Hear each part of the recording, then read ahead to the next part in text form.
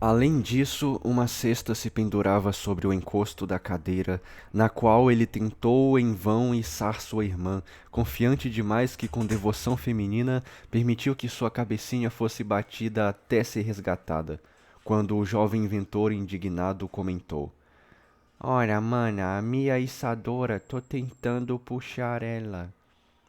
Embora totalmente contrários em personalidade, os gêmeos se davam notavelmente bem e raramente brigavam mais de 3 vezes por dia. Claro, Dame tiranizava Daisy e galantemente a defendia de todos os outros agressores, enquanto Daisy fazia-se de escrava de Galé e adorava o irmão como se fosse um ser perfeito no mundo. Uma pequena alma rosada, gordinha, alegre era Daisy, que encontrava o caminho para o coração de todos e lá se aninhava. Uma daquelas criaturas, uma daquelas crianças cativantes que parecem feitas para ser beijadas e ninadas, adornadas e adoradas como pequenos deuses e produzidas para a aprovação geral em todas as ocasiões festivas.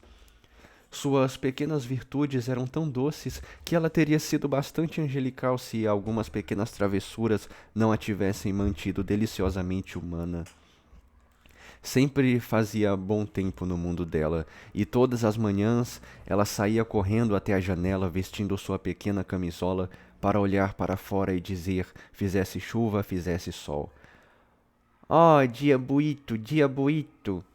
Todo mundo era amigo e ela oferecia beijos a um estranho de maneira tão confiante que o solteiro mais inveterado cedia e admiradores de bebês tornavam-se fiéis servos.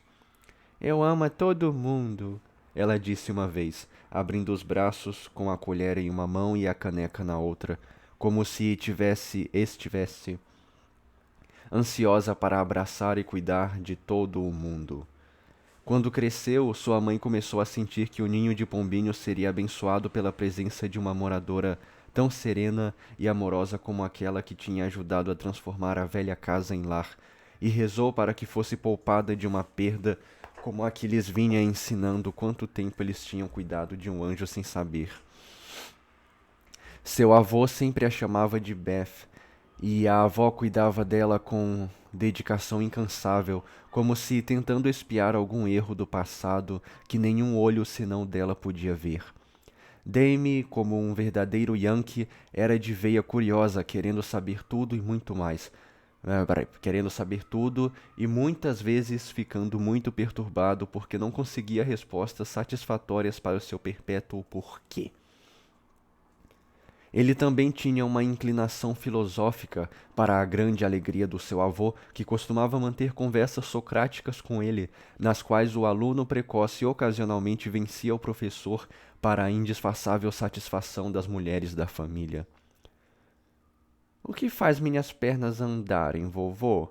Perguntou o jovem filósofo, examinando as partes ativas do seu corpo com um ar meditativo, enquanto descansava depois de brincar antes de ir para a cama certa noite. É a sua mentezinha, Dame, respondeu o sábio acariciando a cabeça amarela com todo o respeito. O que é uma mentezinha? É algo que faz seu corpo se mover, como as polias que fazem as engrenagens no meu relógio rodarem, como mostrei a você. Me abre! Eu quero ver rodando! Eu não posso abri-lo como se fosse um relógio. Deus é quem te dá a corda e você funciona até que ele o faz parar. Eu? E os olhos castanhos de Dame cresceram e brilharam enquanto ele absorveu o pensamento novo. Eu tenho a corda como relógio? Sim, mas não posso mostrar para você porque ela é feita quando nós não vemos. Dame apalpou as costas como se esperando encontrar o mecanismo como no relógio, e então observou seriamente. Acho que Deus fez isso enquanto eu dormia. Uma explanação curiosa se seguiu, a qual ele escutou tão atentamente que sua avó ansiosa disse: Meu querido, você acha que é bom falar sobre essas coisas com um bebê? Ele está começando a ficar com marca nos olhos e está aprendendo a fazer as perguntas mais impossíveis de responder.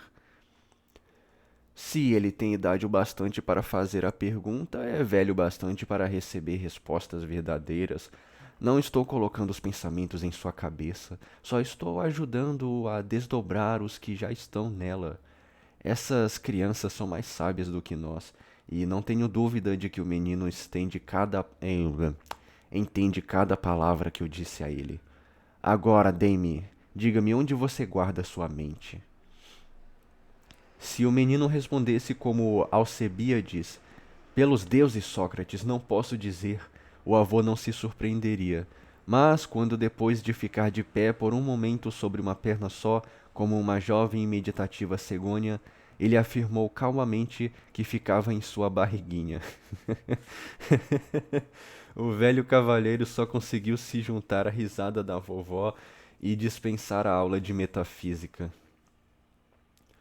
Poderia ter havido causa para preocupação materna se Dame não tivesse dado provas convincentes de que era um menino de verdade, bem como um filósofo em formação, pois muitas vezes, depois de uma discussão que fazia Hannah profetizar com acenos sinistros que aquela criança não era deste mundo, ele se virava e acalmava seus medos com algumas das brincadeiras com as quais pequenos, sujos e travessos meninos encantam a alma de seus pais. Meg estabeleceu muitas regras morais e tentou mantê-las, mas que mãe pode ser a prova de artimanhas eficazes, fraudes engenhosas ou a audácia tranquila dos homens e mulheres em miniatura que tão cedo se mostram verdadeiros Artful Dodgers? Um jovem ladrão no romance de Oliver Twist, de Charles Dickens. Chega de passas, Dame, você vai passar mal, disse a mamãe ao jovem que oferecia seus serviços na cozinha com regularidade incessante no dia do pudim de ameixa. Eu gosto de ficar doente. Eu não quero que você fique, então vá correndo ajudar Daisy a fazer bolachinhas. Ele se afastou relutantemente, mas seus erros pesam sobre seu espírito, e pouco a pouco, quando surge uma oportunidade de corrigi-los, ele vence a mamãe com uma barganha perspicaz. Vocês foram bonzinhos e vou brincar do que vocês quiserem, diz Meg enquanto conduz seus assistentes cozinheiros ao andar de cima, quando o pudim está crescendo em segurança no forno. Verdade, mamá? Perguntou Dame com uma ideia brilhante na cabecinha. Sim, verdade, qualquer coisa que quiserem, responde a mãe de visão curta, preparando-se para cantar Atirei o pau no gato, meia dúzia de vezes, ou levar sua família para comprar pão na casa do João. Mas Dame a encurrala com a resposta tranquila. Então vamos comer todas as passas. A tia Dodo era a principal companheira de brincadeiras e a confidente de ambas as crianças, e o trio transformou a casinha em uma bagunça. A tia Amy ainda era apenas um nome para eles, e a tia Beth logo desapareceu em uma lembrança agradavelmente vaga. Mas a tia Dodô... É a Jo, mano? É a Jo, né, velho? Era uma realidade viva, e eles a aproveitavam ao máximo, sendo que ela era profundamente grata pela honra. Mas quando o Sr. Baer veio, Joe desprezou seus colegas de brincadeira e a consternação e a desolação caíram sobre suas pequenas almas. Daisy, que gostava de vender beijos, perdeu seu melhor cliente e foi à falência. Dame, com perspicácia infantil, logo descobriu que Dodo gostava de brincar com o homem...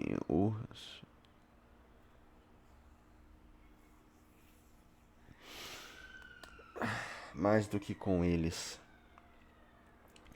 Mas, embora ferido, escondeu sua angústia, pois não tinha coragem de insultar uma rival que mantinha uma mina de gotas de chocolate no bolso do colete e um relógio que podia ser retirado a qualquer momento e ser livremente chacoalhado por admiradores ardentes.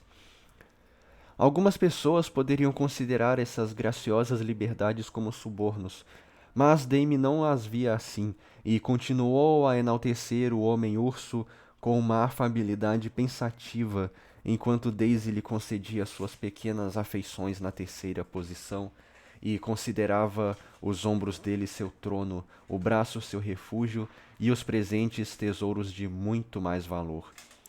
Os cavalheiros às vezes são tomados por súbitos ataques de admiração pelos jovens parentes das damas a quem honram com sua estima. Mas esse falso amor familiar não combina com eles e não engana minimamente a ninguém. A devoção do Sr. Baer, no entanto, era tão sincera quanto eficaz, pois a honestidade é a melhor política no amor como na lei. Ele era do tipo de homem que se sente em casa com crianças e ficava particularmente bem quando as carinhas faziam um contraste agradável com a sua cara masculina. Seu negócio, fosse lá o que fosse, o detinha dia após dia. Mas à noite raramente não ia visitar. Bem, ele sempre pedia para ver o Sr. March. Então suponho que ele era o que o atraía. O excelente papai operou sob a ilusão de que o era e se deleitava em longas discussões, pois os dois tinham um espírito semelhante, até que um comentário casual de seu neto mais observador o iluminou de repente. O Sr. Bayer entrou uma noite e se deteve no limiar do escritório, atônito pelo espetáculo que encontrou. Deitado no chão estava o Sr. March, com as pernas respeitáveis para o ar, e ao lado dele, igualmente deitado, Demi, tentando imitar a postura com suas perninhas. Ambos os homens no chão, tão seriamente absortos que estavam inconscientes de espectadores, até que o Sr. Baer riu com sua risada sonora e Joe gritou com o rosto escandalizado: Pai, pai, o professor está aqui! Abaixaram-se as pernas vestidas de preto e se ergueu a cabeça grisalha, ao que o pai disse com uma dignidade imperturbável: Boa noite, Sr. Bayer. Dê-me sua licença por um instante. Estamos apenas terminando nossa lição. Agora dê-me, faça a letra e diga o nome dela. Eu sei. E depois de alguns esforços convulsivos, as pernas vermelhas tomaram a forma de um compasso e o pupilo inteligente gritou triunfante: É um V, vovô, é um V! Ele é um Weller nato, riu Joe, enquanto seu pai se arrumou e o sobrinho tentou ficar de ponta cabeça como único modo de expressar sua satisfação pelo fato de a aula ter terminado. O que você fez hoje, Binchin? Binchin... Caralho, Binchin é bonito, alguma coisa com bonito, né, mano? É? Não, é Shannon. Shannon é bonito. Shannon.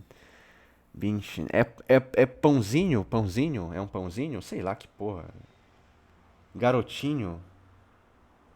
Ixi, mano, eu tô muito mal.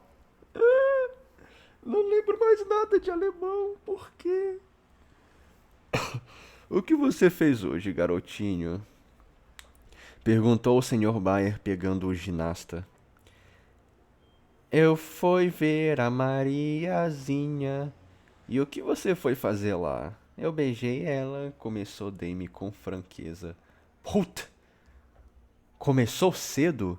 O que a Mariazinha disse? Perguntou o Sr. Bayer, continuando a tomar a confissão do jovem pecador, que estava de joelhos explorando o bolso do seu colete. Oh, ela gostou e ela me beijou e eu gostei. Menininhos não gostam de menininhas? Perguntou Dame com a boca cheia e um ar de satisfação. Garrotinha precoce? Quem colocou isso na sua... Eita, porra, é a Joe que tá falando. Tá, mas... Quem colocou isso na sua cabeça? Disse Joe, achando graça da revelação inocente tanto quanto o professor. Não está na minha cabeça, está na minha boca, respondeu literalmente Dame, pondo a língua para fora com uma gota de chocolate nela, pensando que ela falava dos doces, não das ideias.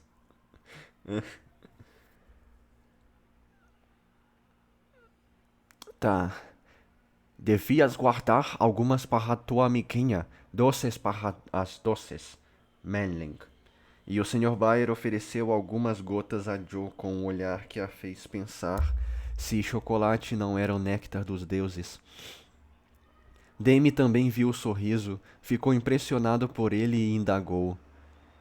Meninos grandes também gostam de meninas grandes, fechou? Como o jovem Washington, o Sr. Bayer não podia mentir. Então deu a resposta um tanto vaga de que ele acreditava que sim, às vezes, em um tom que fez o Sr. March pousar a escova de roupa, olhar para o rosto de Joe e depois afundar em sua cadeira como se o garoto precoce tivesse colocado uma ideia agridoce na sua cabeça. Porque Dodô, quando pegou Damie no armário de porcelanas, meia hora depois quase o sufocou com um abraço em vez de sacudi-lo por estar lá. E porque esse comportamento estranho foi seguido pelo presente inesperado de uma grande fatia de pão e geleia, permaneceu um dos problemas com os quais o menino aturdiu sua pequena inteligência, e que ele se viu forçado a aceitar como sem solução para sempre.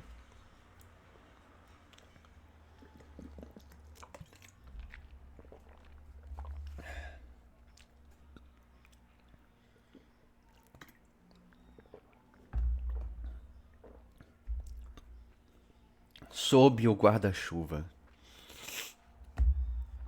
Enquanto Laurie e Amy estavam tendo conversas conjugais sobre tapetes de veludo, colocavam a casa em ordem e planejavam um futuro bem-aventurado. Peraí. Bem-aventurado. O Sr. Bayer e Joe estavam desfrutando passeios de outro tipo.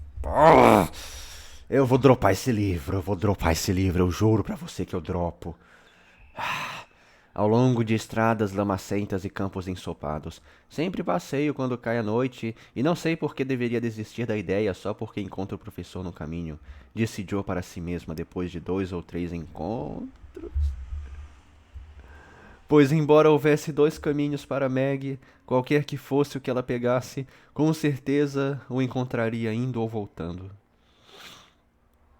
Ele sempre andava rapidamente e nunca parecia vê-la até estar bem perto, quando ele fazia como se até então seus olhos míopes não tivessem reconhecido a senhora que se aproximava.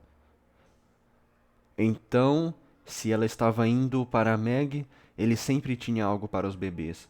Se o rosto dela se voltasse para casa, ele simplesmente fora até lá para ver o rio, e estava apenas voltando, a menos que estivessem cansados de suas visitas frequentes. Sob as circunstâncias, o que Joe poderia fazer, se não cumprimentá-lo civilmente e convidá-lo? Se ela estava cansada de suas visitas, escondeu seu cansaço com habilidade perfeita e tomou o cuidado de que houvesse café para a ceia, já que Friedrich, quer dizer, o Sr. Bayer, não gosta de chá. Na segunda semana, todos sabiam perfeitamente o que estava acontecendo. Mas tentaram parecer cegos às mudanças no rosto de Joe. Eles nunca perguntaram por que ela cantava.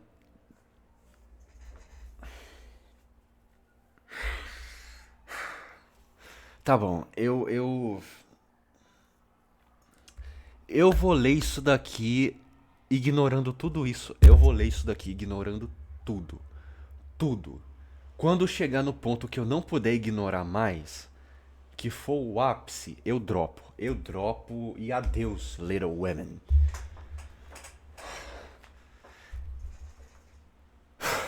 Vamos lá. Eles nunca perguntaram por que ela cantava no trabalho, arrumava o cabelo 3 vezes ao dia e ficava tão radiante com seu exercício noturno, e ninguém parecia ter a menor suspeita de que o professor Bayer, ao falar de filosofia com o pai, estava dando lições de amor à filha. Joe não conseguia decorosamente entregar seu coração, mas tentava severamente extinguir seus sentimentos e, sem sucesso, levava uma vida um tanto agitada. Ela morria de medo que se rissem dela por se render depois de suas muitas e veementes declarações de independência.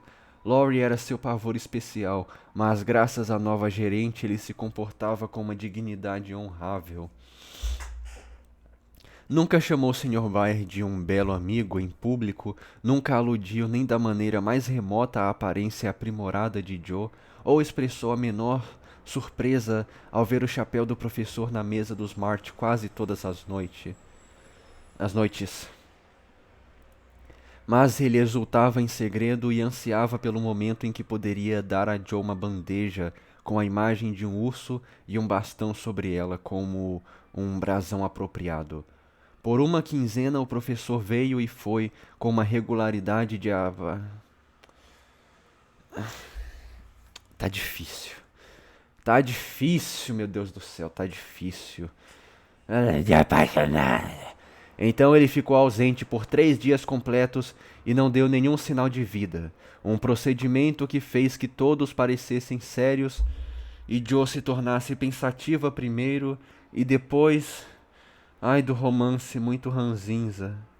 Ficou incomodado com algo, ouso dizer, e foi para casa tão repentinamente quanto veio. Não tenho nada a ver com isso, é claro, mas acho que ele deveria ter vindo e se despedido como um cavalheiro, disse ela para si mesma, com um olhar desesperado para o portão, enquanto arrumava as coisas para a caminhada habitual no entardecer aborrecido. É melhor levar o guarda-chuva, querida. Parece que vai chover, disse sua mãe, observando que ela usava a boina nova, mas sem fazer alusão ao fato. Sim, mami, quer alguma coisa da cidade? Tenho de passar por lá e comprar um pouco de mel, replicou Joe, puxando a fita debaixo do queixo do espelho como desculpa para não ter de olhar para a mãe. Sim, quero um pouco de tecido de algodão reforçado, uma cartela de agulhas número 9 e 2 metros de fita estreita lavanda. Você está com as botas grossas e algo quente sob a capa? Acredito que sim, respondeu Joe distraidamente. Se você, por acaso, encontrar o Sr. Bayer, traga-o para o chá. Estou com vontade de ver o querido homem, acrescentou o Sr. March. Joe ouviu, mas não respondeu, exceto por um beijo em sua mãe. Em seguida, caminhou rapidamente, pensando com um brilho de gratidão, apesar de sua dor no coração. Como ela é boa para mim! O que as meninas fazem quando não têm as mães para ajudá-las com seus problemas? As lojas de artigos têxteis não estavam entre as casas de contabilidade. Os bancos e as lojas de atacado onde os senhores se congregavam. Mas Joe se encontrou naquela parte da cidade antes de fazer uma única tarefa, vagando como se estivesse esperando por alguém, examinando instrumentos de engenharia em uma janela e amostras de lã em outra, com o maior interesse não feminino, passando por barris, sendo quase abafada por fardos que desciam das lojas e empurrada sem cerimônia por homens ocupados que pareciam se perguntar com que diabos ela chegara lá. Uma gota de chuva na bochecha fez seus pensamentos irem de esperanças desconcertadas a fitas arruinadas, pois as gotas continuaram a cair, e sendo uma mulher bem como uma apaixonada, ela sentiu que, embora fosse tarde demais para salvar seu coração, poderia salvar a boina. Lembrou-se do pequeno guarda-chuva que ele havia se esquecido de pegar na pressa para sair, mas o arrependimento de nada adiantava e nada poderia ser feito, a não ser pegar o emprestado ou se submeter ao temporal. Ela olhou para o céu carregado, para o arco vermelho se enegrecendo, avançando ao longo da rua lamacenta. Depois deu um longo e persistente olhar para trás, a um certo armazém sujo, com Hoffman Swatch e Companhia escrito sobre a porta, e disse a si mesma com um ar de severa reprovação. Bem feito para mim. O que eu tinha de fazer aqui, usando minhas melhores coisas e vagando a esmo esperando ver o professor. Joe, que vergonha de você! Real!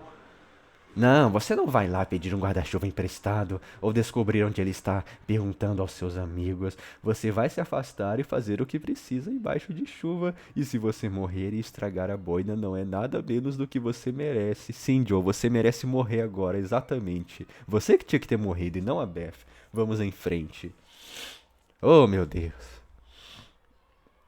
Com isso, ela atravessou a rua de forma tão impetuosa que escapou por pouco da aniquilação de uma diligência que passava e precipitou-se nos braços de um ancião majestoso que disse: Perdão, madame, e parecia mortalmente ofendido. Um tanto assustada, Joe se endireitou, cobriu as queridas fitas com um lenço e, deixando a tentação para trás, se apressou com crescente umidade nos tornozelos e muitos choques de guarda-chuvas por cima da cabeça. O fato de um guarda-chuva azul e um tanto desgastado ficar parado sobre sua cabeça desprotegida atraiu a sua atenção, e olhando para cima ela viu o Sr. Bayer olhando para baixo. Acho que conheço a senhora de mentalidade decidida que se lança tão bravamente sob muitos narizes de cavalo e tão rapidamente através de tanta lama. O que está fazendo aqui, minha amiga? Compras? O Sr. Bayer sorriu enquanto olhava a fábrica de picles de um lado e o atacado do outro, mas apenas disse educadamente: Você não tem guarda-chuva? Posso te acompanhar e levar seus pacotes. Sim, obrigada. As bochechas de Joe estavam tão vermelhas quanto sua fita e ela se perguntou o que ele pensava a seu respeito. Meu Deus, que horrível! Que lixo, que lixo! Relaxa, relaxa, relaxa.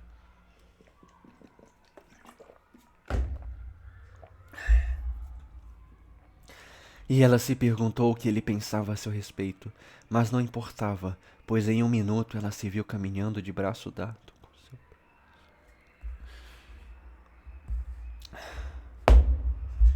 Sentindo como se o sol tivesse explodido de repente com um brilho incomum, que o mundo estava bem novamente e que uma mulher completamente feliz estava passeando pela chuva naquele dia.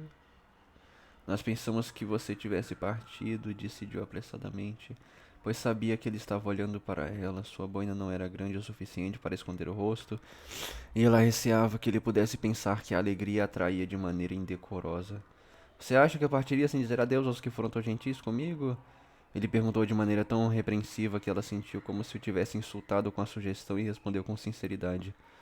Não, não achei. Sabia que você estava ocupado com seus negócios, mas sentimos sua falta, especialmente o papai e a mamãe. E você? Eu sempre gosto de te ver, senhor. Em sua ansiedade por manter a voz calma, Joe pareceu algo fria, e o dissílabo gélido no final pareceu congelar o professor, pois seu sorriso desapareceu quando ele disse gravemente: Agradeço e passarei lá mais uma vez antes de ir. Está partindo então? Não tenho mais negócios aqui, está tudo pronto. Com sucesso, espero, disse Joe, pois a amargura do desapontamento estava naquela resposta curta dele. Espero que sim, porque tenho um caminho aberto para mim, pelo qual posso ganhar meu pão e dar aos meus Younglingen muita ajuda.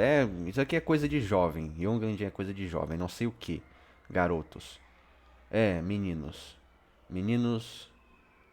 Aham. Diga o que é então, por favor. Gosto de saber de tudo, os meninos, disse Joe ansiosamente. Isso é muito gentil, eu digo com prazer. Meus amigos me acharam um lugar na faculdade onde posso ensinar como em casa e ganhar o suficiente para tornar o caminho fácil para Franz e Emil. Por isso eu deveria estar agradecido, não deveria? Claro, deveria. Que bom será você fazer o que gosta e eu poder vê-lo com frequência, os meninos, exclamou Joe agarrando-se aos rapazes como uma desculpa para a satisfação que ela não conseguia. Ah, mas não nos encontraremos com frequência, infelizmente. O lugar fica no oeste. Tão longe. Oh, que pena! E Joe deixou de erguer a barra da saia, como se não importasse o que seria de suas roupas ou de si mesma. O Sr. Baia sabia ler várias línguas, mas ainda não tinha aprendido a ler as mulheres. Ele se lisonjeava por conhecer Joe muito bem e estava, portanto, muito impressionado com as contradições da voz, do rosto e das maneiras que ela demonstrava em rápida sucessão naquele dia, pois ela passou meia dúzia de humores diferentes no curso de meia hora. Quando o encontrou, pareceu surpresa, embora não fosse possível deixar de suspeitar que ela não tinha vindo pelo motivo que alegou. Quando ofereceu-lhe o braço, ela o tomou com um olhar que o encheu de deleite, mas quando ele perguntou se ela sentia sua falta, ela deu uma resposta tão fria e formal que o desespero se abateu sobre o professor. Ao saber de sua boa sorte, ela quase bate palmas. A alegria era toda pelos meninos? Então, ao ouvir seu destino, ela disse tão longe, com um tom de desespero que o elevou até um pináculo de esperança. Oh, meu Deus! Mas no minuto seguinte, ela o derrubou novamente, observando como alguém inteiramente absorvido no assunto. Aqui está o lugar em que preciso fazer compras. Você vai entrar? Não vou demorar. Joe se orgulhava de suas capacidades de compras e particularmente desejava impressionar sua escolta com a limpeza e o despacho com que realizaria o negócio. Mas, devido à agitação em que estava, tudo correu mal. Ela derrubou a bandeja de agulhas, esqueceu-se de que o tecido devia ser reforçado, deu o valor errado e ficou toda confusa ao pedir uma fita lavanda no balcão. O Sr. Bayer ficou de pé, observando a corar e cometer gafes, e enquanto observava sua própria perplexidade parecia diminuir, pois estava começando a ver que em algumas ocasiões as mulheres, como nos sonhos, operavam pelos... Mano, eu vou vomitar lendo isso daqui, velho. Eu vou vomitar. Oh, que lixo, meu Deus do céu. Eu tô odiando. Nossa, que esse livro tinha que decair tanto. Tanto, meu pai. Que horror. Que nojo. Meu Deus do céu. Vou ter que fazer uma desintoxicação depois. Ah. Quando saíram, ele colocou o pacote debaixo do braço com um aspecto mais alegre e pisou nas poças de água como se gostasse daquilo. Não devemos fazer um pouco do que você chama de compras para os bebês e ter uma festa de despedida hoje à noite, se eu for pela última... Não, pelo amor de Deus, vai e não volta nunca mais, maldito. Ele perguntou parando diante de uma janela. Morre logo, morre. Eu quero que alguém chegue aí e faça igual os Wayne, mano. Mate essa desgraça pra acabar logo esse livro maldito aqui. Meu pai do céu, por que que eu tinha que ler essa porcaria? Ah, tá, o que compraremos, blá blá blá, eles podem comer laranjas, blá blá blá, quando tem eles comem, você gosta de nozes, igual um esquilo, uvas de Hamburgo, podemos beber a pátria com essa, certo? Joe franziu o senho para aquela pitada de extravagância e perguntou por que ele não comprava uma caixa de tâmaras, um barril de passas e um saco de amêndoas para encerrar de vez o assunto. Nesse meio tempo, o Sr. Baer confiscou a bolsa dela, pegou a sua própria e terminou a transação comprando vários quilos de uva, um vaso de margaridas rosas para Daisy e uma linda jarra de mel, para ser apreciada por Dame. Então, com os bolsos cheios e dando as flores para Joe segurar, ele ergueu o guarda-chuva velho e se puseram a andar de novo. Senhorita March, tem um grande favor para pedir? Sim, senhor. Eu sou atrevido de dizer isso apesar da chuva, porque resta pouco tempo para mim. Sim, senhor. Quero levar um vestidinho para minha... minha Tina e sou estúpido demais para ir sozinho. Você poderia gentilmente me dar uma ajudinha? Sim, senhor. Talvez também um chale para a mãe da Tina. Ela é tão pobre e tão doente e o marido é uma grande preocupação. Sim, sim, um chale espesso e quente seria uma coisa ótima para levar para a mãezinha. Eu ajudo com... Eu vou fazer uma voz dessa aqui para Diogo. Eu ajudo com prazer, senhor Baia. Estou indo rápido demais e ele está ficando cada vez mais querido para mim, acrescentou o Joe para si mesma. Então, com uma reviravolta mental, ela entrou numa loja com uma energia que agradava. Acaba, pelo amor de Deus, acaba!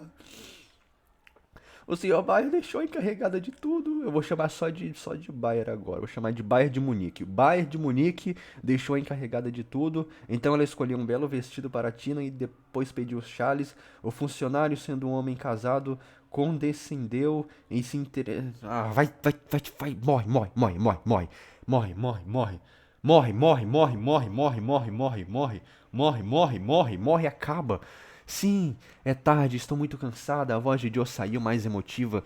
Ai, por favor, por quê? Eu tô odiando tanto isso, cara. Saiu mais emotiva do que ela percebeu, pois o sol parecia ter sumido tão de repente quanto surgira, e o mundo ficou elameado e infeliz de novo. Pela primeira vez ela descobriu que seus pés estavam frios, que sua cabeça doía, e que seu coração estava mais frio do que os pés e mais cheio de dor que a cabeça.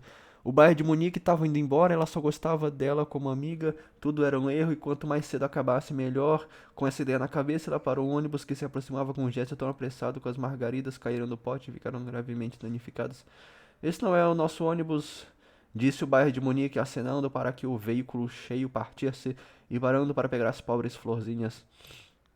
Não vi bem o nome, não importa, posso ir caminhando, estou acostumada, me arrastar na lama, replicou Joe, piscando forte, porque ela preferia morrer do que perder a vida. O Bayer viu as gotas em suas bochechas, embora ela tivesse virado a cabeça. Blá, blá, blá, blá, blá, minha querida, por que você... Por que você tá chorando, Joe? Ah, se Joe não fosse nova nesse tipo de coisa, teria dito que não estava chorando, que era um resfriado, ou teria usado qualquer outra expressão feminina para a própria ocasião. Em vez disso, essa criatura indigna respondeu com um soluço irreprimível: porque você vai embora? Mein Gott, digo eu, mein Gott, digo eu. Isso é tão bom. Conseguindo apertar as mãos, apesar dos guarda-chuvas e dos pacotes, Joe, não tenho nada além de muito amor. Ah! Vim para ver você, bababá, esperei, papapá, eu sou, você pode fazer um lugarzinho para o velho Fritz. Ai, meu Deus do céu, que nojo. Ficou bastante satisfeito, cruzou as duas mãos sobre o braço, mostrava claramente o quão feliz estava a seguir a sua vida ao lado, mesmo que ela não tivesse um abrigo. Certamente foi um pedido de casamento. Tão pouco. Ai, meu Deus. Cara, tá. Tá, olha, eu tô tão perto de acabar, velho. Eu tô tão perto. Faltam 20 páginas. Eu vou terminar de ler isso daqui. Eu só posso aceitar, cara. Eu vou aceitar, eu vou tentar com todas as minhas forças ler isso aqui direito agora. Mas, cara, que lixo, velho. Tá, ai meu pai do céu, eu vou terminar de ler essa porcaria. Ai, não podia se ajoelhar devido à lama, tampouco Joe poderia oferecer a mão, exceto figurativamente, pois ambas estavam ocupadas. Muito menos ele poderia se entregar a demonstrações de afeto na rua aberta, embora estivesse perto disso. Então, o único modo pelo qual ele poderia expressar seu arrebatamento era olhar para ela, com uma expressão que glorificava seu rosto, a tal ponto que na verdade parecia haver pequenos arco-íris nas gotas que brilhavam na barba dele. Não acho que poderia ter feito isso, pois ele parecia longe de adorável, com as saias em estado deplorável, as botas de borracha salpicadas até o tornozelo e a boina em ruína. Felizmente, e ela o achava mais parecido com um Jove do que nunca, embora seu chapéu estivesse bastante murcho com os veios de água que escorriam dele até os ombros e cada dedo de suas luvas precisasse de reparos. Os transeuntes provavelmente pensaram que os dois eram um par de lunáticos inofensivos, pois eles se esqueceram de parar um ônibus e caminharam vagarosamente, inconscientes do crepúsculo e do nevoeiro que se avolumava. Poucos se importavam com que blá blá blá, blá blá blá, mediano, blá blá blá, blá blá blá, blá blá blá, blá blá blá. Enquanto isso, John andava com dificuldade, blá blá blá, a seu lado sentindo se tivesse aquele, blá blá blá. Claro, ela foi a primeira a falar de forma inteligível, quero dizer, pois as observações emocionais que seguiram seu impetuoso sim não foram de caráter coerente ou relativo. Oh céus, ela me dá o nome que ninguém usa comigo desde que Mina morreu, exclamou, fazendo uma pausa. Sempre te chamo assim no meu pensamento, blá blá blá, gostar, blá blá blá, tu não é sentimental demais, blá blá blá, agora, blá blá blá, você é muito fria. Diga tu, blá blá blá, bem então porque tu, blá blá blá, agora vou mostrar meu coração com prazer porque tu deves cuidar dele daqui pra frente. Blá blá blá blá blá blá blá blá blá, Nova York, belo amigo estava noivo de ti, blá blá blá. Blá blá blá, eu não sei, acho que não. Blá blá blá, blá blá blá, estava adormecido até que o príncipe do conto de fadas atravessou o bosque e o despertou. Blá blá blá, excelente, ficarei feliz. Blá blá blá, gostei. Blá blá blá, agora me diga o que trouxe aqui. Justo quando eu. Blá blá blá. Joe desdobrou e parecia muito envergonhada, pois era uma de suas próprias contribuições para um jornal que pagava por poesia. Blá blá blá. Como pôde trazer aqui? Blá blá blá, eu achei por acaso, reconheci pelos nomes. Blá blá blá, Joe obedeceu apressadamente blá blá blá, um poema idiota, poema muito idiota. É poesia muito ruim, concordo, mas senti isso, tudo isso quando escrevi um dia em que estava muito sozinha, blá blá blá, rasgando, deixe para lá, ele cumpriu seu dever, e vou ter um novo quando ler todo o livro marrom, blá blá blá. Ah, então você veio e descobriu que não é nada pouco, mas justamente a coisa. Não tive coragem de pensar nisso no início, recepção, mas logo comecei a ter esperança. Blá blá blá, Joe achou tudo esplêndido e resolveu ser digna do cavaleiro, embora ele não viesse cavalgando com ostentação, o que o fez ficar longe por tanto tempo. Não foi fácil, uma coragem para tirá-la daquela casa, blá blá blá. Fico feliz que você seja pobre, eu não poderia suportar um marido rico. Nananã, professor achou. Nossa senhora, quanta idiotice aqui, viu? Como não conseguiu, secou os olhos dele. Posso ter um gênio forte, mas ninguém pode dizer que eu estou fora da minha esfera agora. Mas a missão especial da mulher parece secar lágrimas e suportar fardos. Eu vou carregar a minha parte e ajudar a manter a casa. Ai, meu Deus do céu, você tem paciência para guardar por muito tempo. meu trabalho sozinho, devo ajudar meus meninos, porque mesmo por você não posso quebrar a minha promessa, você pode perdoar por isso e ser feliz enquanto esperamos, sim. Aí ele vai ficar com 80 anos, né, sua idiota. Sim, eu sei que posso. Ah, eu não suporto não, eu não poderia me divertir, blá blá blá, então ficamos felizes esperando, né, blá blá blá. Tu me das tanta esperança, idiotice, eu nunca aprenderia a se adequar, pois quando ela disse isso, enquanto estavam de pé nos degraus, ela apenas colocou as duas mãos, blá blá blá. Ela é terrível, mas ele teria feito isso mesmo se os pardais sobre o muro fossem seres humanos. Embora tudo estivesse ocorrido de modo tão simples, esse foi o momento de coroação de ambas as vidas, quando passaram da noite da tempestade e da solidão para a luz doméstica, o calor e a paz que os aguardavam com um feliz bem-vindos ao lar. Joe fez blá blá blá, idiotice. Tempo de colheita. Por um ano, trabalharam e esperaram, esperaram, blá blá blá, papel, cartas, aumento do preço foi culpa deles. O segundo ano começou bastante sobriamente, pois suas perspectivas não brilharam. E a tia Marty morreu. Ah, a tia Marty morreu? Podia ser a Marty, Joe Marty que tinha morrido, né? Podia ser. Tristeza acabou porque ele amava uma velha. É um lugar antigo e bom e trará uma ótima soma. Claro que você pretende vendê-lo quando todos estavam falando sobre o assunto. Não, não pretendo, foi a resposta. Não pretende morar lá. Pretendo, mas minha querida menina, é uma casa imensa. Será preciso muito dinheiro para mantê-la em ordem. O jardim e o pomar sozinhos precisam de 2 ou 3 homens e a agricultura não é o forte. A colheita do que vamos plantar será rentável. Quero abrir uma escola para garotinhos, uma escola boa e alegre. Esse plano é maravilhoso, não é a cara dela, eu gostei. Eu também, será um trabalho imenso para Joe. Joe consegue dar conta e ser feliz com isso, é uma ideia esplêndida. Sabia que você me apoiaria, senhor. Ah, idiotice. Então Joe acenava com as mãos e dava um suspiro de arrebatamento. A família inteira rejubilou. O Sr. Lawrence riu tanto que os outros acharam que ia ter um ataque apoplético. Ah, nada poderia ser mais natural e adequado do que o meu professor abrir uma escola e eu preferi residir na minha propriedade. Ela já está se gabando, mas posso perguntar como você pretende manter o estabelecimento se todos os alunos são pequenos moleques, receio que sua colheita não seja lucrativa. Ah, é claro que vou ter alunos ricos também. Ah, tô nem aí. Alminhas valiosas, passei por isso em certa medida, então já se dei de tudo. Tenho um interesse especial nesses ursinhos. Gostaria de mostrar-lhes que vejo os corações de meninos calorosos, honestos e bem-intencionados, apesar dos braços e pernas desajeitados e das cabeças viradas do avesso. Também não tenho experiência, afinal não creio o menino para ser um orgulho e honra para a família. Sou testemunha de que você tentou fazê-lo, disse Laurie com um olhar grato. E eu me dei melhor do que podia imaginar, pois aqui está você, um homem de negócios estável e sensato, fazendo um monte de coisas boas com seu dinheiro e empilhando as bênçãos dos pobres em vez de dólares. Mas você não é só homem de negócio, você ama as coisas boas e bonitas. Tenho orgulho de você, foda-se, embora você não os deixe dizer. Quando eu tiver meu rebanho, eu apontarei você e direi: esse é o meu modelo, rapazes. Pobre Laurie não sabia onde enfiar a cara. Algo da velha timidez. Eu digo, Joe, que você está exagerando. Ele começou com seu velho modo juvenil. Vocês todas já fizeram mais por mim do que posso agradecer, exceto fazendo o meu melhor para não as decepcionar. Você tem me deixado de fora ultimamente, Joe, mas tive a melhor ajuda, no entanto. Então, se me dei bem, vocês podem agradecer a esses dois por isso. E ele colocou uma mão suavemente sobre a cabeça do avô e a outra na cabeça dourada de Amy, pois os três nunca estavam muito longe um dos outros.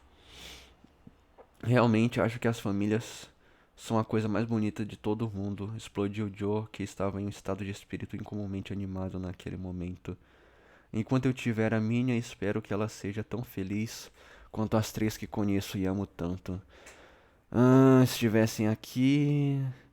Ela acrescentou em voz baixa, e naquela noite, quando ela foi para o seu quarto, estava tão cheio de felicidade. Beth. Foi um ano surpreendente, pois as coisas pareciam acontecer de forma inusitadamente rápida e deliciosa. Antes que pudesse se dar conta, Joe, o Sr. Lawrence se encontrava continuamente. Empunhou, Joe lhe ofereceu um tipo de garoto com o qual ela tanto se deleitava. Sobrepujou Joe orgulhoso e lhe ofereceu. Claro que foi um trabalho árduo no início e Joe cometeu erros enormes, mas blá blá blá, como Joe se deliciava com aquele mar de garotos e como a pobre e querida tia March teria se lamentado se estivesse lá para ver os recintos sagrados, arrumados e limpos de Plumfield invadidos por Tom, Dix, Harris.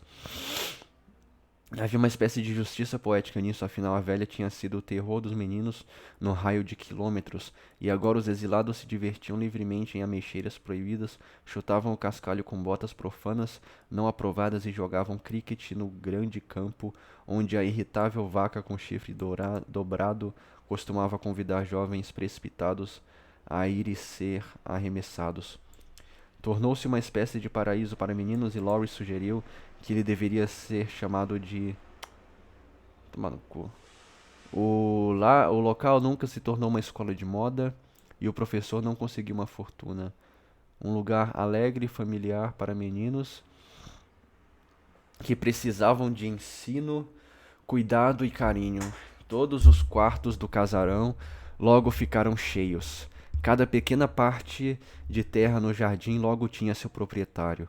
Um verdadeiro jardim zoológico apareceu no celeiro e no galpão, pois animais de estimação eram permitidos. E 3 vezes ao dia, ela já tinha meninos suficientes agora e não se cansava deles, embora eles não fossem anjos de modo algum, e alguns deles causassem muitos problemas e ansiedade ao professor.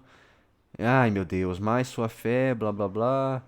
Ah, nananã, nananã, nananã. Muito preciosa para Joe era a amizade dos rapazes, seus choros pertinentes e sussurros depois de fazerem algo errado, suas pequenas confidências, seus entusiasmos agradáveis, esperanças e planos, até seus infortúnios, pois eles apenas a atraíam mais.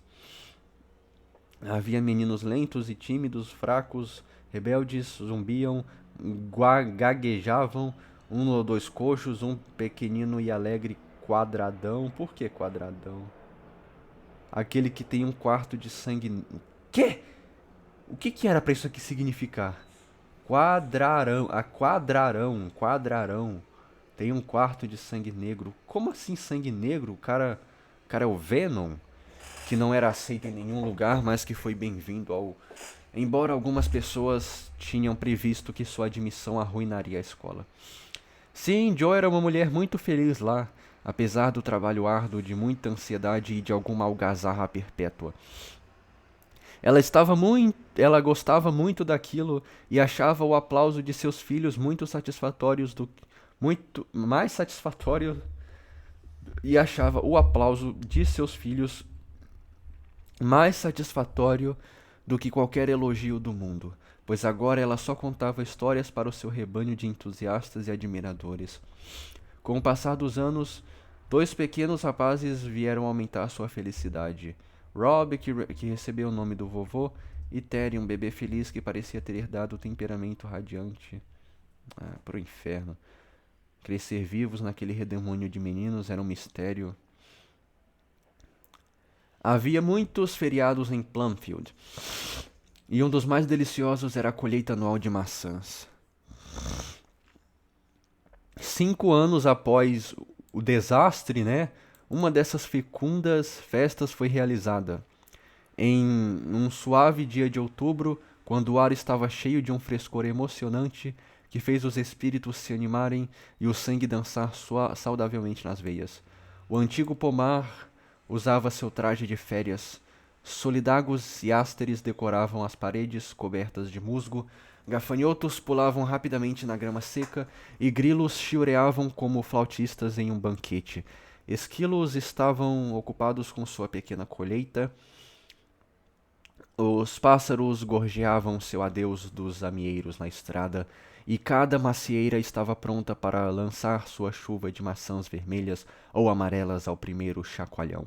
Todo mundo estava lá, todo mundo ria e cantava, escalava e caía. Todos declararam que nunca houvera um dia tão perfeito ou um grupo tão alegre de pessoas para apreciá-lo, e todos se entregavam aos prazeres simples do momento, tão livremente como se não houvesse coisas como cuidado ou tristeza no mundo. O Sr. March andou calmamente citando Tusser, Cowley e Columella ao Sr. Lawrence, enquanto desfrutava o suave suco licoroso da maçã.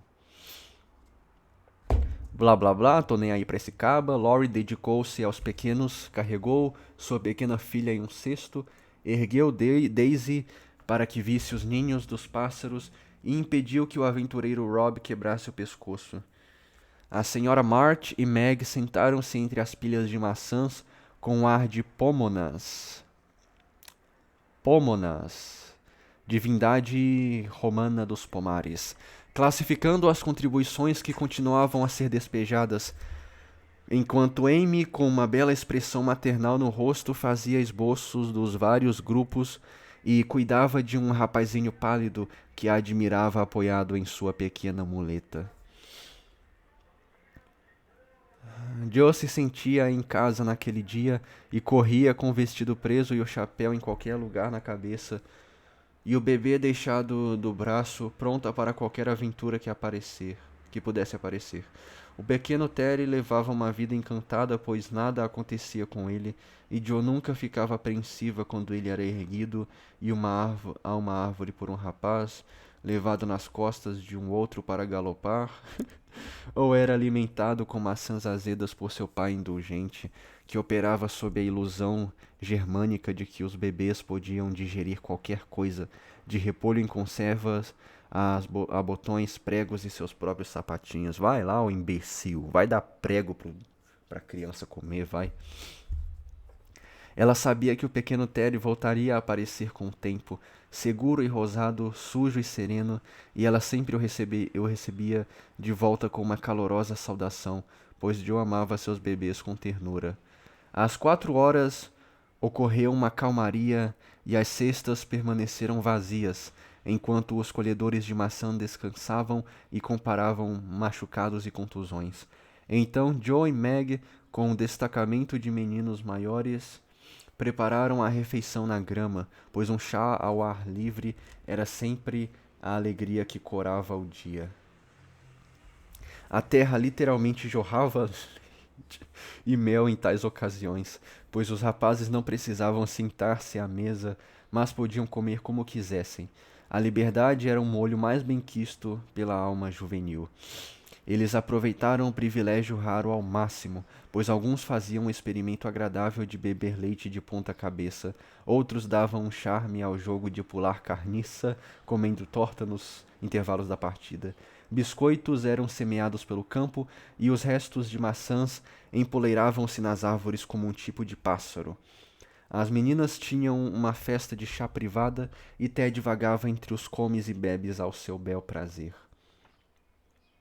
Quando ninguém mais podia comer, primeiro brinde oficial, um brinde. Agora o 60º aniversário da vovó, vida longa para ela com 3 vezes 3. Isso era declamado com vontade, como você pode imaginar, e os vivas, uma vez iniciados, eram difíceis de conter. A saúde de todos foi proposta para o brinde, do Sr. Lawrence, que era considerado seu patrono especial, até o porquinho da Índia Antônito, que saíra do seu mundinho em busca de seu jovem mestre. Dame, como neto mais velho, presenteou a rainha do dia com vários presentes, tão numerosos que eram transportados à cena festiva em um carrinho de mão. Presentes engraçados, alguns deles, mas o que teria sido defeito para outros olhos eram ornamentos para a vovó, pois os presentes das crianças eram todos feitos por elas mesmas. Cada ponto que os pequenos dedos de Daisy haviam colocado nos lenços que ela usava amarrado era melhor do que bordados para a senhora March. A caixa para guardar sapatos feita por Demi era um milagre de habilidades mecânicas, embora a tampa não fechasse. O banquinho, blá blá blá, regulares, quanto, pá pá pá. Durante a cerimônia, os meninos haviam desaparecido misteriosamente, e quando a senhora March tentou agradecer aos filhos e começou a chorar enquanto Terry secava os olhos no avental, começou a cantar. Então, e de árvore em árvore ecoou a música.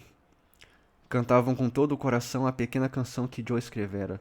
Laurie musicara, blá blá blá. Isso era algo completamente novo e provou ser um grande sucesso, pois a senhora March não conseguiu controlar sua surpresa e insistiu em apertar as mãos de cada um dos pássaros sem plumas, dos alto Franz, Emil ao pequeno quadrarão que tinha a voz mais doce de todas. Depois disso, os meninos se dispersaram para uma travessura final, deixando a senhora March e suas filhas debaixo da árvore do festival. Acho que não deveria nunca mais me chamar de Joe Azarada, já que o meu maior desejo foi tão lindamente realizado. Ai, vai se fuder, vai, Joe. E mesmo assim, sua vida é muito diferente da que você tinha imaginado tempos atrás. Você se lembra dos nossos castelos nas nuvens? Perguntou Amy, sorrindo enquanto observava Laurie e John jogando cricket com os meninos. Pobrezinhos. Faz bem para mim vê-los se esquecer dos negócios e brincar por um dia, respondeu Joe, que agora falava de um modo maternal sobre toda a humanidade. Sim, eu me lembro, mas a vida que eu queria me parecia egoísta, solitária e fria para mim. Não desisti da ideia de poder escrever um bom livro ainda. Ah, desistiu sim, se não me engana não. Mas posso esperar. E Joe apontou dos rapazes me. Mano. Tá, próxima, tô nem aí mais pra Joe não. Essa aqui é a outra que tá falando agora? Meu castelo foi o que mais chegou perto de se realizar. Ah, o da Meg, sim, Meg. Agora a Meg e a. Pedi coisas esplêndidas, com certeza. Mas no meu coração eu sabia que ficaria satisfeita se tivesse uma pequena casa e John e alguns filhos queridos como esses. Consegui tudo isso, graças a Deus, e sou a mulher mais feliz do mundo. E Meg colocou a mão na cabeça do filho alto com o rosto cheio de ternura e devoção. Meu castelo é muito diferente do que planejei, mas eu não o alteraria, Doe, assim como a Joe. Não renunciei a todas as minhas esperanças artísticas. Renunciou sim, mano. Todas elas, os sonhos delas aqui, ó, de ser artistas, ó, tudo foi embora, mano. Tudo viraram dona de casa. Meu Deus, isso aqui foi escrito mesmo por uma mulher, cara, porque tá horrível. Não parece que foi uma mulher que escreveu isso daqui, porque botou as minas pra se casar e ser dona de casa, ser mãe, velho, basicamente. Não tem uma mulher empoderada aí, nenhuma. Que droga, hein? Ai, meu Deus do céu. Comecei a modelar a imagem de um bebê. Olha aí, ó, só pensa em filho, mano. E Laurie diz que é a melhor coisa que já fiz. Também penso isso e quero fazê-lo em mármore. De modo que não importa o que aconteça, eu. Ah, é, uma estátua, né? Eu possa pelo menos manter a imagem do meu anjinho. Oh, anjinho. Enquanto Amy falava, uma grande lágrima caiu nos cabelos dourados da criança dorminhoca em seus braços, pois sua filha bem-amada era uma pequena e frágil criatura, e o medo de perdê-la era a sombra sobre a luz do sol de Amy. Essa cruz estava pesando muito ao pai e à mãe, pois o amor e a tristeza os uniam. A natureza de Amy estava cada vez mais doce, mais profunda e mais suave. Laurie estava ficando mais sério, forte e firme, e ambos estavam aprendendo que a beleza, a juventude e boa sorte e até mesmo o amor não podem faltar, não podem afastar os cuidados, a dor, a perda e a tristeza, mesmo dos mais abençoados, pois em cada vida um pouco de chuva deve cair. Alguns dias devem ser escuros, tristes e sombrios. Ela está cada vez melhor, tenho certeza, minha querida. Não se desespere, tenha esperança e fique feliz, disse a senhora March, quando uma Daisy toda carinhosa saiu do seu joelho para colocar a face rosada junto à da prima pálida. Nunca me desesperarei enquanto tiver você para me animar, mami. E Laurie para carregar mais da metade de todo o peso, respondeu Amy calorosamente. Ele nunca me deixa ver sua ansiedade, mas é tão doce e paciente comigo, tão dedicado a Beth, e um arrimo e um conforto para mim, que não posso amá-lo o suficiente. Então, apesar da minha cruz, posso dizer com Meg, graças a Deus sou uma mulher feliz. Tá, aqui eu não tô nem pra Joe, pula tudo. Sim, Joe. Acho que sua colheita será boa, começou a senhora March, assustando uma grande cigarra preta que estava encarando Teddy. Não tão boa quanto a sua, mãe. Aqui está ela.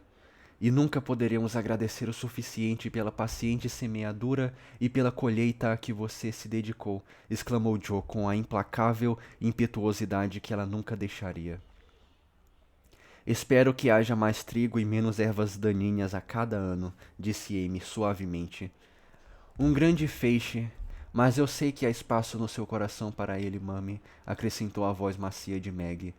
Tocada, a senhora March só podia esticar os braços como se fosse reunir filhos e netos para si mesma e dizer, com o rosto e a voz cheios de amor maternal, gratidão e humildade: Ah, meu Deus do céu! Pulou tudo! Meu Deus! E até acabou. A última frase, a última frase, a última frase da senhora March. Ah, minhas garotas, não importa o quanto vocês vivam, não posso desejar-lhes felicidade maior do que esta. Acabou!